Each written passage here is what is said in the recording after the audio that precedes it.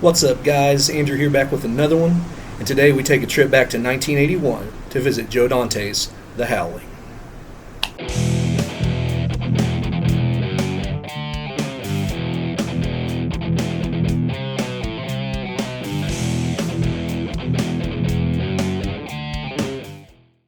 Hey guys, Andrew back, and you'll find as this channel rolls along that I'm a pretty big werewolf movie fan. Not only do I look the part, but I really enjoy the original Wolfman with Lon Chaney, American Werewolf in London, which was so good in the makeup and effects department that they made up an Academy Award, a special section just for them. You know, there's some other films too that aren't so bad, like Dog Soldiers and Wolf and Wolfen. But my favorite of all these has to be Joe Dante's 1981's The Howling. And it came out just around the time that American Werewolf in London came out. And while I will admit that is the better made film, this film right here is the one that I watch more often. So it's safe to say it's probably my favorite of any werewolf movie. So this movie starts off following Karen White. She's a news anchor for this local TV station in LA. And she's being stalked by this guy by the name of Eddie Quist, who's this serial killer. And in the late 70s, early 80s, there was this whole have a nice day smiley face movement. And Joe Dante kind of turned that on his head by making that his calling card. There's smiley face stickers everywhere. And funny part about the movie is that anytime you see these stickers, something bad's about to happen. Really, really ingenious on his part. So Eddie Quist lures Karen White into this sleazy porno shop. It's got all this red lighting and stuff. And it's really a setup between Karen and the police to catch this guy. And so they get him, he gets shot, and she thinks this is the end of her trouble. But that's not the case, as she keeps having recurring nightmares. It starts affecting her and her partner's life. And the funny thing is, they were actually partners in real life. Karen White was played by Dee Wallace, or Dee Wallace Stone, who was the mom in like every 80s film you've ever seen. She was the mom in Critters, she was the mom in E.T. This was before that, when she was still kind of on the hot side and not necessarily such a mom. But her love interest was played by Christopher Stone, and at the time they were engaged.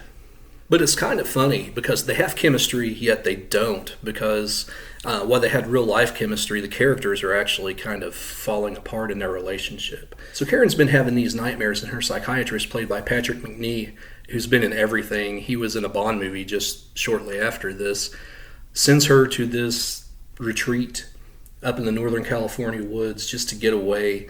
There's other severely traumatized people up there too. But as you find out, the story is so preposterous. These people in this colony are werewolves who are having trouble coming to terms with the fact that they are werewolves. That in itself is hilarious. It makes this movie such a dark comedy, where it could just be this killing thing, like a lot of other werewolf movies are. This has just, I wouldn't even say the right amount of comedy. It's got probably more comedy than it should, but it actually comes off really good that way. Earlier in the movie, it's stated by Dick Miller's character, he kind of lays the groundwork for how werewolves work in this movie.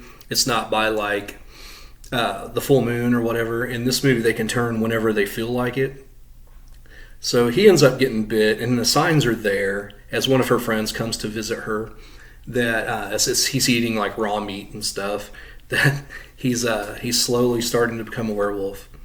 And as a matter of fact, he ends up having an affair with another woman there by the name of Marcia, who is also a werewolf, in one of the craziest scenes ever, where they are just bumping uglies werewolf style and becoming werewolves in the middle of the act. It's nuts. It's somewhere near this point here in the middle of the movie where Karen's friend Terry comes in to check on her, and she's got this picture that she's found of Eddie Quist, and it's this scenic picture of off this cliff overlooking the ocean with rocks and everything.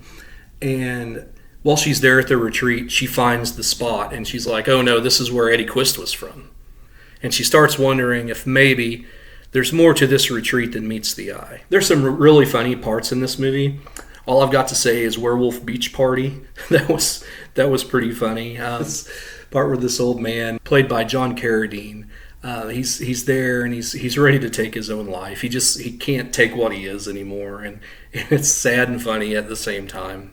So near the end of the movie, when it's all breaking loose, Karen's in this kind of hospital with Eddie Quist, and he's got the gunshot in his head, and he looks at her and he says, I'd like to give you a piece of my mind, Karen, and he pulls the bullet out. That's a great scene, and that begets one of the greatest werewolf transformation scenes ever. American Werewolf in London's probably better. This one drags on for quite a while. In that way, it's pretty funny.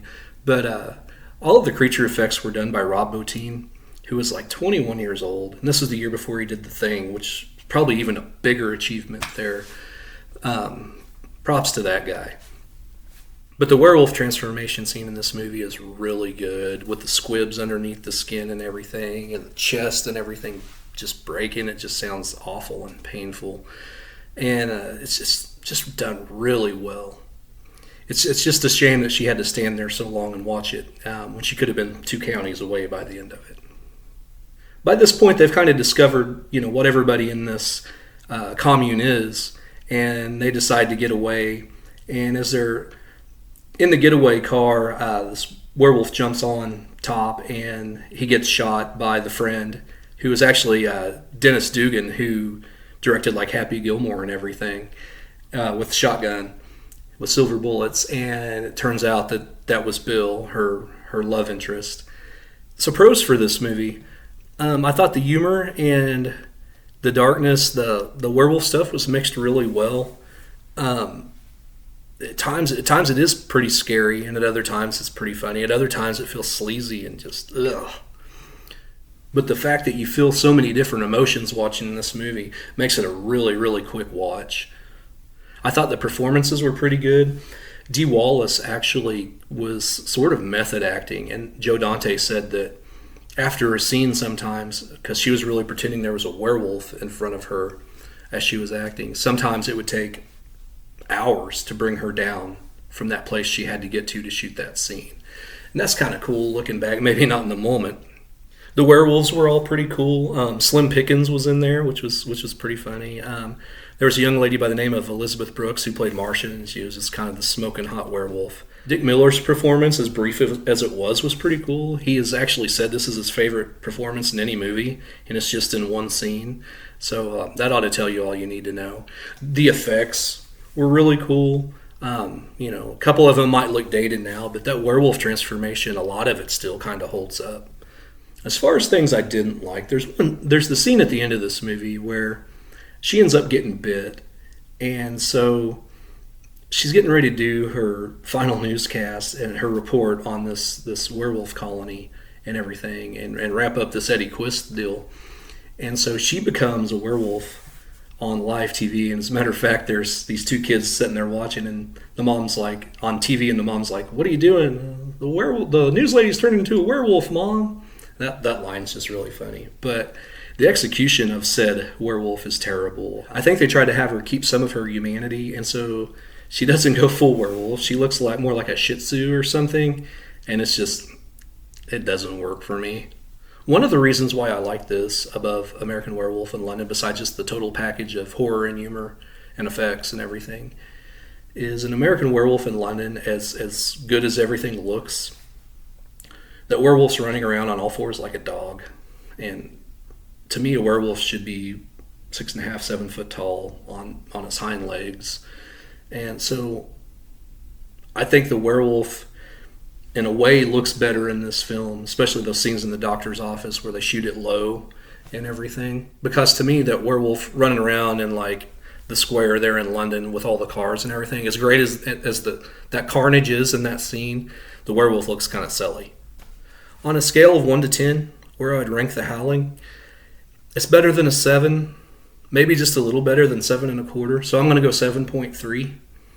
It's a really good werewolf movie. It's a really good horror movie. If you've not seen it, I would give it a shot, even if you're not really a fan of the genre. You'll have fun with it. It's one of those good times, beers and laughs movies. So that wraps up The Howling. I hope you enjoyed it. I hope you enjoy all of my reviews here on Drew Reviews. Until next time, this is Andrew. See you down the line. One of the craziest scenes ever, where they are doing the nasty, or doing very bad things, bumping uglies werewolf style.